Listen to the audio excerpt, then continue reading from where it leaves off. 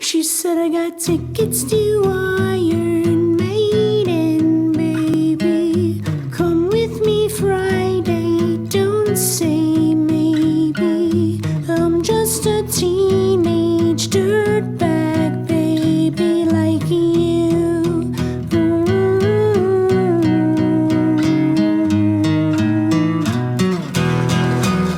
Oh yeah, dirtbag.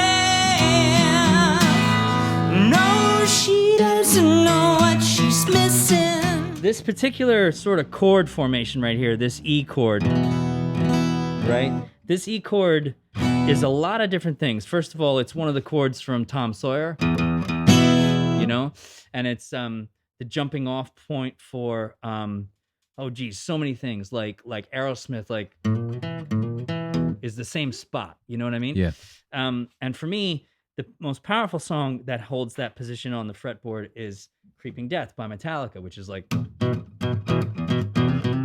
you know, it's hard to play on an acoustic, Yeah. but it's like really like palm mute, like intensity. When I was 14, I could play it. Really. Oh yeah. So, but that spot is also the same spot that this is at.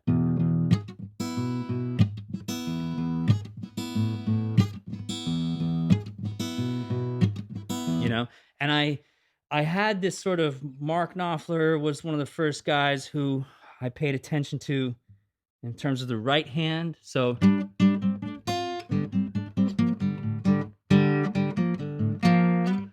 right, so I had that sort of like wannabe Mark Knopfler right hand, and that turned into this sort of thumb chugga chugga.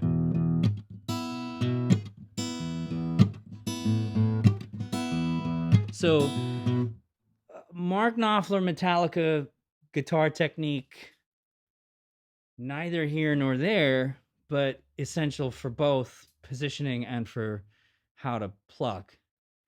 And then the energy that Cyndi Lauper had at the beginning of All Through the Night, maybe, that sort of like completely vulnerable, gentle kind of thing. That was, But yet it's kind of building suspense at the same time. That Sure. you know it's going to go somewhere. huge tension there, Mhm. right? And like trying to figure out how to make these things go together, these other ideas about Motown rhythm section, hip hop rhythm section. LL Cool J was a big influence at the time, and I spent hours trying to find a kick drum sound like his sampled 808 to you know, Yeah. to incorporate into the Teenage Dirtbag. So Teenage Dirtbag's drum kit is like from the waist down, it's like hip hop sampley drum kit, and from the waist up, it's somewhere between AC/DC and you know, like some other, like, have you ever heard the song by Betty Wright, "The Cleanup Woman"? No. That's was an example of like the sort of Motown snare drum. Oh you know? yeah, yeah. And I wanted to fit them all together into this thing. And It's interesting that you are thinking. You're really thinking beyond a hook. Like you're thinking about how you want it to sound. You're talking now about production ideas. I was producing a song as a person who didn't know how to produce a song. What's Right. a very interesting approach to songwriting, because people always ask, what comes first, the Yeah. music or the lyrics? And I only very recently discovered this from a producer in Los Angeles who said, have you ever thought of a title for a song before you write? And I said, I've never done that in my life, ever. And Try it. but the fact that you have Yeah. Teenage Dirtbag was first. Yeah. And then second is your vision for production. And then it's playing the instrument and going between Metallica, Cyndi Lauper, and kind of the Motown and the heavy stuff. It's Right. it's a very it doesn't seem that you would have to think that deeply about it, but that's how much you care about it. Well, It's not just a we play, I mean, I we think, pay a guy. Yeah, I think along the way I could have done the thing that bands do, where they go into a studio and they try and find a producer, and it would have come out very differently. You know, it wouldn't have evolved the way that it did for that second half of the 90s. No, before- not in a million years. No. No. It certainly wouldn't have. And I was terrified, not that the song wouldn't be a hit. but that it would come out wrong. That's what I was scared about. You haven't mentioned anything about hits or So I knew hooks. people have asked me before, when you wrote it, did you know it was a hit? I knew it was a strong song, but I had also been around long enough in the situations I was explaining before to know that like just having a song strong enough to be a hit doesn't mean it's going to be one. There are all sorts of other things that had to line up, come together at perfect. Oh, luck, timing, place, timing, getting this song. process that we're describing right. Yeah. You know, not making any mistakes on that process. As a complete amateur, you know. By the way, So the first thing is the riff, which we have musicians on this podcast, and I'm always, you know, it's not a music production podcast, but I can't help myself when I hear about music production. So it's the moving bass part you're playing on the guitar. E is the lowest note on the Right. E is the lowest note on a standard tune guitar, unless you go to drop D, drop C, Right. but Right. whatever. So you're kind of creating a bass line. It's a very rhythmic part. yes, it's made to be played by itself without a band. Yeah. And it's a guitar part. I don't really like guitar parts that inform the drums. To me, a bass part is more suited to informing the drums. But this But part, this particular guitar part works to inform the drums. And the next step of merging this guitar part with an effective drum arrangement was, I originally wanted to do, because of Erasure and Depeche Mode and the Boo Radleys and Ned's Atomic Dustbin and umpteen, Brit pop records. Yeah. I wanted to do a 16th note hi-hat, Yeah. right? So like what we hear in the Smiths, How Soon Is Now. yeah, and a lot of Smiths is. Yeah, that's shuffle. Yeah. Right. So I really wanted that arpeggiating hi-hat. But every time I built a drum machine beat loop on my little Oasis SR16, No swing. it just was swinging so wrong. So what I eventually wound up doing was I reduced the hi-hat note to eighth notes. Yeah. Which is the only way that it made sense.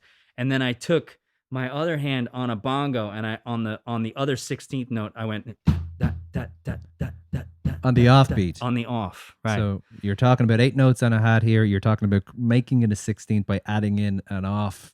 Right. Subtracting trading the 16th note hat for an 8 up Bongo. Right. Mhm. And that suddenly worked. That was, it snapped into focus. It was like, So you're how are you building these sounds? You know, Brendan, I'm a young man here. I don't know what it's like to not have everything at your fingertips with Pro Tools. We're doing the podcast on Pro Tools, you Logic Pro. I mean, practically speaking, in some sense, what I was using is a little bit easier than Pro Tools. You don't have to boot up a computer. You don't have to set up all the tracks in Pro Tools and make sure that the inputs are set correctly and all that stuff. This was just literally plug and play. It was an analog cassette Tascam 4-track. It's sitting on the shelf around the corner. The very one is like sitting there. Is the original demo tape still in existence? It's, yeah. Wow. Unbelievable. Yeah. But it's hacked to pieces. It's like 30 seconds of me doing it, stopping. 30 seconds of something else happening, stopping. Like I was building it in parts as a research piece and not to play to somebody. Wow. So you're talking about you're building a song here literally in parts. In parts. And if we listen, it's not going to... Because I didn't have a band yet. There was no band to rehearse things with yet. There was no... And the reason that was on purpose, because I didn't know what to tell people. I didn't know what to say about what to play. As the leader of the band, exactly. As their songwriter. And I did not want to leave it to chance. I had been through a lot of situations where the drummer just made up his part and the bass player just made up his part and let's go play CBGBs, and it sucked. Yeah. You know? So this time I was trying to make a whole composition and a whole production. That's what it was. So it's 5 years. It's not 5 years spent with the 4-track and not writing any more songs. No. All of the other And staying songs in your for- bedroom going, Yeah. Right. you know. So so the verse came first. When the musically you're writing the verse. So what's funny about that was this sort of like, her name is Noel, like that, right? And then I was like, like all kinds of like other versions of it that weren't congealed into something. Yeah, figuring out your Right. your top line. Right. And the Cyndi Lauper moment was the moment that I was sort of this meditation between those 2 points of, or those, I should say, several points: the Mark Knopfler guitar, the Metallica guitar sound, and Cyndi Lauper's energy. Mhm. That sort of hypnotized me into a place where I was thinking about who I was when I was listening to that music, like what was going on walking down the street in Northport in 1984. Yeah. And then I just put myself in what would be a typical narrative, only the parts about there being a love interest are sort of fictionalized. Yeah. Because that's just kind of storytelling, but the setting was this place that I had grown up in.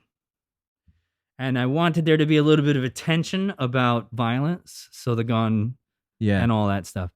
And that's what it is.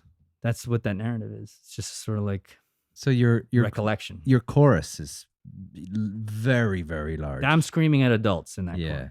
It's a very, very large. I'm screaming at a priest. I have him. I have the